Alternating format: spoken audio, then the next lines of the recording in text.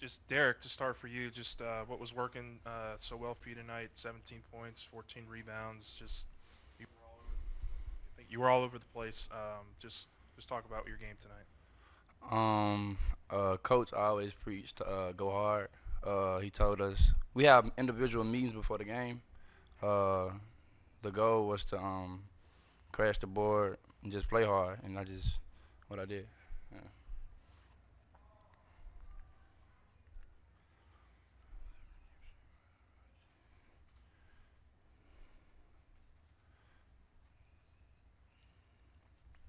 Yeah, Derek. Obviously, 2 years at Mississippi State. Coming over here, what has that been like for you? To get a new opportunity, and just how do you feel like you've taken advantage of it? It's been a blessing. I thank Coach Mack, the coaching staff, and the players for allowing me to play here. Um, I thank them for believing in me, and that's pretty much the reason why I have these good games. They encourage me through practice, and yeah, pretty much it. KJ and Derek, I mean, not a great night from three, as a team.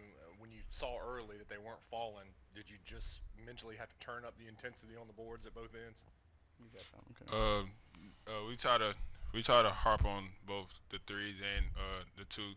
Of course, we had players that had bad shooting nights, but we still tell them to shoot it because we know they can make those type of shots. So we still try to build up their confidence. Just because they're not making shots, they don't mean they got to stop shooting. So, but yeah, but we seen that we was shooting well, so we just try to go ahead and go to the paint and get easy buckets on the inside.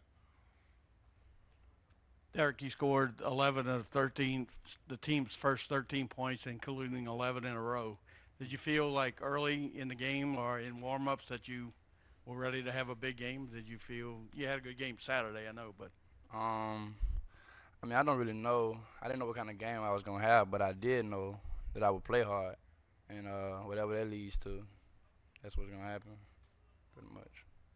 Yeah, KJ. I mean, Derek's been a pretty reliable starter for you guys the last two games. How has he just kind of fit in with you guys as a starting group, and just what does he do well to really help you guys get off to strong starts? Like he said, he plays very hard to help us on the offensive and defensive end.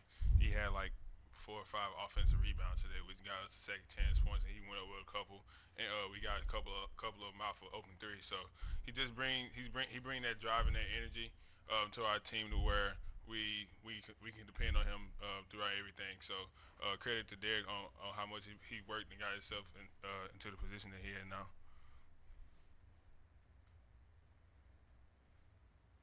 It's kind of this either one of you, kind of the second game in a row where you've had a big stretch where you guys go on a scoring run from like the 5 minute point of the first half, and finish out. You had your biggest lead of the game with 1 minute left in the first half. Why is that the time of the game that you guys start to click and had your best Um, points? I actually mentioned it. I had mentioned it to the team in the huddle. These last 5 minutes, let's lock in and focus on the task. I mean, I did rethink. I did recap on the Wake Forest game and how we got locked in those last 4 minutes. And I just said it again and hope we could do it again. Yeah. Derek, do you feel like you're really settling in now with with a new bunch of players, and you feel more comfortable now than you did earlier in the season? I always been comfortable with this group and these coaches and teammates. They easy to talk to, hang around. I can depend on them. I've been feeling comfortable, but it's like now, it just all coming good for me. Like I just thank coach, my teammates, and I'm blessed. So that's pretty much it. KJ, what's the comfort level in games, these tight games like this? I know this one isn't comparatively the same as Wake Forest, but even when they would go on these runs and they got it to 4 and 5, you guys didn't break. It was still the same offense, still the same mindset. Are you getting comfortable in these kind of tight games? Like I said before, once before, we have players on the team that have been in situations like this once before. So we just try to stay poised and focus on getting the W, and just going out on the defensive end, and making sure that they don't get open shots, especially in transition where they had a couple. But we still try to come out and just play the rest of the game out. Just going out playing our defensive principles, and then making sure we can get open shots on the offensive end. KJ, Coach told us about in the Wake Forest game how you were kind of the one to step forward and take a vocal leadership in that game. He's talked a lot about leadership throughout this season, how he's been trying to implore it. Why was that important for you to kind of step up and help get this team back on track in that game and then just moving forward? Like Coach Mack said, I have to. He told me once before that I have to step up and be that person because I know, and he trusts me to lead the team. I've been in situations where I had to come back from down like 15 to 20, but I had to step up and talk to the team and hype their head up so we can just come out and just keep playing.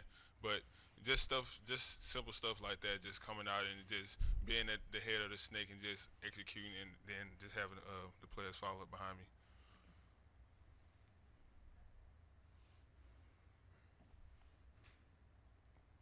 I might be making a little thing into a big thing here, but I thought the interior passing by the guards was really, really good, penetrating and finding you guys in open spots. Not just open, but there was really no obstruction by anyone because you guys were so. How good is that when it's on? You said when it's on? Yeah, I mean, we do drills for it every day. I'm really used to it from practice. And in games, I'm just more appreciative of it. I thank the guards for making those passes, being unselfish.